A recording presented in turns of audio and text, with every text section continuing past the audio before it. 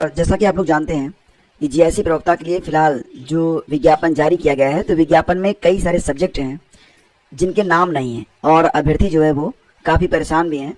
5 से अधिक विषय थे जिसके लिए फिलहाल जो अध्याचन था, अध्याचन में त्रुटि पाई गई थी और ये जो त्रुटि पाई गई थी तो उसकी वजह से अध्याचन जो था वो वापस कर दिया गया था। कहा गया था कि जो अध्याचन में त्रुटि है उसको ठीक किया जाए और ये बात भी कही गई थी कि प्रवक्ता भर्ती के लिए जो विज्ञापन जारी हुआ है ये 2 चरणों में जारी किया जाएगा। पहले तो पहला चरण आपके सामने है और इसमें कुल मिला के लगभग 13 विषय हैं।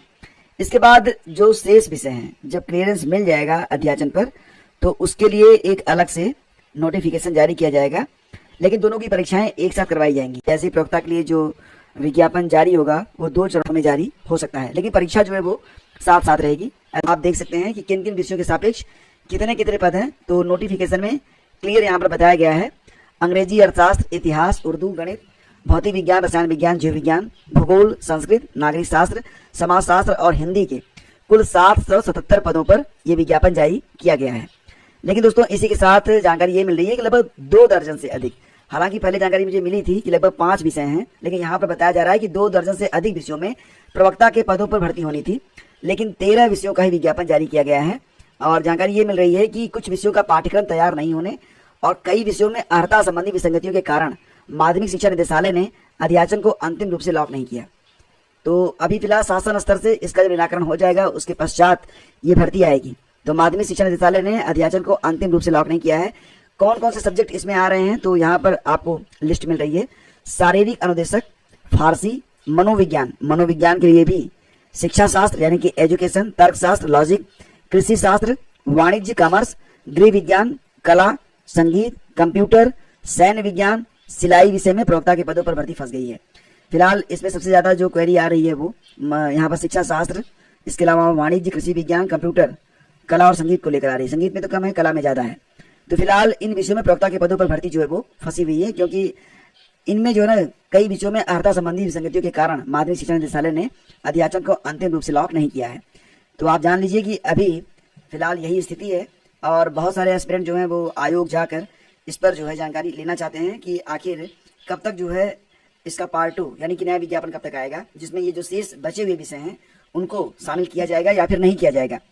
वस्तुस्थिति क्या है, फिलहाल इस पर आयोग क्या प्रतिक्रिया देता है, आयोग क्या कहता है, जैसे कोई जानकारी उपलब्ध होती है आपको इस चैनल पर उपलब्ध करवाई जाएगी।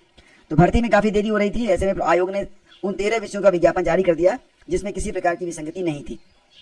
बाकी जानकारी मैं आपको उपलब्ध करवा चुका हूँ कि ये जो 13 विषय हैं तो कुल मिला के जो पदों की संख्या है ये कुल मिला के 1516 पद हैं, जिस पर आप आवेदन कर सकते हैं 12 सितंबर 2025 तक। और डिटेल में नोटिफिकेशन भी मैं आपको बता चुका हूँ। एक बात आप लोग ध्यान रखिएगा कि यहाँ पर दोस्तों अपेयरिंग वाले जो हैं वो मान्य नहीं होंगे। हाँ, अगर आपका रिजल्ट जो है ये लास्ट डेट तक यानी कि 12 सितंबर तक आ सकता है तो आप यहाँ पर अप्लाई कर सकते हैं। लेकिन एक बात ध्यान रखिएगा कि ये बहुत जरूरी है कि आपके सारे डॉक्यूमेंट, चाहे वो जाति प्रमाण पत्र हो, EWS हो या फिर कोई भी प्रमाण पत्र हो, वो आपके लास्ट डेट से पहले का बना हुआ होना चाहिए। अभी तो फिलहाल जब आप फॉर्म भरेंगे तो आपसे कोई भी डॉक्यूमेंट नहीं मांगा जाएगा, इवन उसकी फोटोकॉपी भी आपसे यानी कि फोटो भी आपसे अपलोड नहीं करवाई जाएगी। लेकिन अगर आप प्री की परीक्षा बड़ी मेहनत करके पास भी कर लेंगे और जब आपका डॉक्यूमेंट वेरिफिकेशन होगा, अगर उसमें डेट में कोई भी विसंगति पाई गई तो बहुत ही निर्दयी तरीके से आयोग बाहर करता है। आयोग बिल्कुल भी विचार नहीं करता है, इसलिए अपनी अर्हता को ध्यान में रखिएगा। नोटिफिकेशन के मुताबिक ही अगर आप एलिजिबल हैं तो आप आवेदन करिएगा, अदरवाइज मत करिएगा।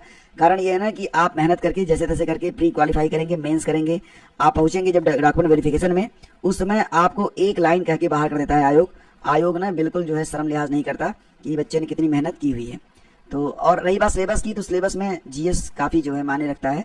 तो तैयारी आपकी GS की जो है वो इस चैनल पर करवाई जा रही है। आप लोगों को मैं सलाह दूंगा कि लास्ट जनवरी से लेकर जून तक की जो करंट अफेयर की नोट्स मैंने तैयार की है उसको आप लोग तो अभी प्राप्त कर लें और उसको अभी से पढ़ना स्टार्ट कर दें। वैसे अगर आप पढ़ेंगे तो 10 दिन में आपका जो करंट है अब तक का, जनवरी से लेकर जून तक का, वो तैयार हो जाएगा। इसी प्रकार से आपकी करंट की क्लासेस भी यहाँ से स्टार्ट हो रही हैं, जिसमें मैं आपको पिछले महीने के कुछ करंट जो कि बहुत इंपॉर्टेंट होंगे, जो कि आपकी परीक्षा के लिए इंपॉर्टेंट है, साथ ही साथ जो लेटेस्ट करंट बन रहे हैं, क्योंकि ये प्रश्न भी तो इंपॉर्टेंट है, तो इनकी भी पूरी की पूरी जो जानकारी है वो आपको दी जाएगी, ताकि आपकी जो क्लासेज हैं 10 से 15 मिनट में आप बेहतर तैयारी कर सके। करंट अफेयर आपके लिए टेंशन ना बने। करंट अफेयर की टेंशन आपकी दूर करने के लिए करंट अफेयर की क्लासेस अलग से, GS की क्लासेस अलग से आपकी चलाई जा रही हैं। बीच बीच में आपको मॉक टेस्ट भी दिए जाएंगे। और रही बात ये कि जो आपकी पीडीएफ है, इसमें आपको जनवरी, फरवरी, मार्च, अप्रैल, मई और जून, ये 6 महीने की पीडीएफ है। इसको आपको तुरंत ही डाउनलोड कर लेना चाहिए। दोस्तों देखो, आपके कैरियर से ऊपर कुछ भी नहीं है, ठीक है। तो अपने कैरियर पर निवेश करेंगे, आपका कैरियर बन गया, उसके बाद सब कुछ बेहतर हो जाएगा। आगे बढ़ते हैं, सारी बात यहाँ पर क्लियर हो गई है। अब प्री और मेंस का जो सिलेबस है, इस पर हम लोग चर्चा कर चुके हैं, तो इस पर हम चर्चा रहने देते हैं। नेक्स्ट आपको बताना चाहेंगे दोस्तों कि उत्तर प्रदेश में दरोगा और जो उप निरीक्षक के पद होते हैं, इंस्पेक्टर और सब इंस्पेक्टर के लिए जो है सिलेबस यहाँ पर जारी कर दिया गया है। तो 400 अंकों की लिखित परीक्षा में सम्मिलित होने की अपेक्षा यहाँ पर अभ्यर्थियों से की जाएगी जो पात्र होंगे। यहाँ पर आप देख सकते हैं 100 अंक के यहाँ पर 4 सेक्शन है। और एक बात और भी कि ऑल ओवर, यानी कि ये जो 400 अंक हैं, इसमें 200 अंक 50% मार्क प्राप्त करना आपके लिए जरूरी होगा।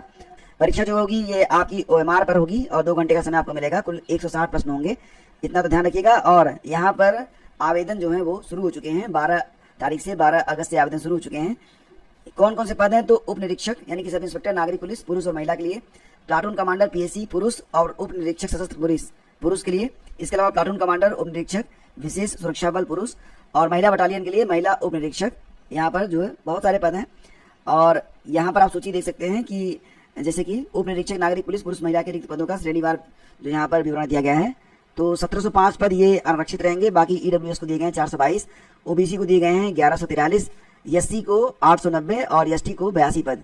तो 4242 पद यहाँ पर हैं। प्लाटून कमांडर PSC उप निरीक्षक सशस्त्र पुलिस के जो रिक्त पद हैं, तो उसमें सूची है कि आरक्षित के लिए 56 पद, EWS 13 पद, OBC 36 पद, SC 28 पद, ST जो है 2 पद और योग है कुल सीधा 135। इसी प्रकार से प्लाटून कमांडर उप निरीक्षक विशेष सुरक्षा बल के रिक्त पदों पर श्रेणीवार जो विवरण है, तो इसकी भी लिस्ट यहाँ पर आपको लगा दी गई है। तो दोस्तों यहाँ पर कुल मिला के देखा जाए तो 4543 पदों पर भर्ती जो है ये शुरू हो चुकी है। पहले आपको OTR करना पड़ेगा, लाइव फोटो आपकी होगी, 11 सितंबर तक आप आवेदन कर सकते हैं और बाकी ये जानकारी आपके लिए वेबसाइट पर भी उपलब्ध रहेगी। तो आप जाके अभी भी तुरंत ही अपना OTR करके आवेदन की प्रक्रिया जो है वो पूरी कर सकते हैं। दोस्तों बात करते हैं बिहार में आने वाली शिक्षक भर्ती के बारे में। तो बिहार में जैसा कि आप लोग जानते हैं कि फिलहाल अब बिहार में ज़्यादातर जो सीटें हैं वो बिहारियों को जाएंगी, जो बिहार के रहने वाले लोग हैं उनको जाएंगी।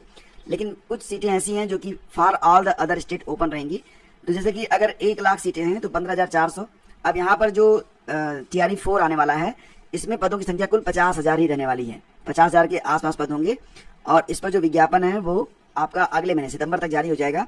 तो आपको पता है ना कि लगभग 7,500-8 हज़ार के आसपास पद अदर स्टेट को यहाँ पर मिलने वाले हैं। ये कम नहीं है, आप देखेंगे तो बहुत सारे स्टेट में तो इतनी ही वैकेंसी ही आती है। तो अगर आप बिहार में जॉब करना चाहते हैं तो भी ये पद जो मिल रहे हैं आपको 7-8 हज़ार ठीक ठाक पद है। मैं तो कहूँगा कि अगर आप मेहनत कर लेंगे तो आपका सिलेक्शन भी हो जाएगा, कोई दिक्कत आपको नहीं होने वाली है। 69,000 शिक्षक भर्ती में फिलहाल सुनवाई नहीं हो पाई दोबारा से, काफ़ी लंबे समय से सुनवाई नहीं हो पा रही है, तारीखें लगती हैं सुनवाई नहीं हो पाती है। पिछली बार इसकी सुनवाई जो हुई थी वो सितंबर में हुई थी और अब 1 साल लगभग पूरी होने जा रहा है और अभी तक इस पर सुनवाई नहीं हो पाई है।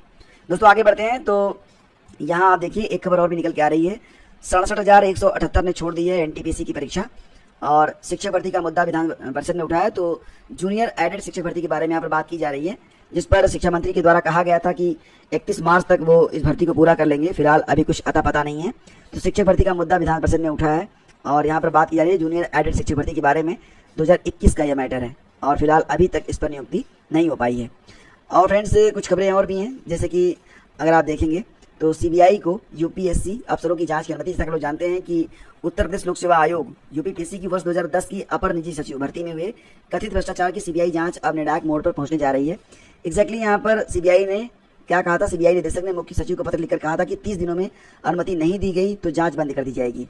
तो फिलहाल अब जो 3 इनके रिटायर्ड अधिकारी हैं, सेवानिवृत्त संयुक्त सचिव विनोद कुमार सिंह, सेवानिवृत्त सिस्टम एनालिसिस गिरीश गोयल और सेवानिवृत्त समीक्षा अधिकारी लाल बहादुर पटेल के खिलाफ भ्रष्टाचार निवारण अधिनियम के तहत जांच की अनुमति मांगी गई थी। फिलहाल अब अनुमति मिल गई है, जांच प्रक्रिया अब आगे बढ़ने जा रही है। तो आज के अखबार फ्रेंड्स इतनी खबर है।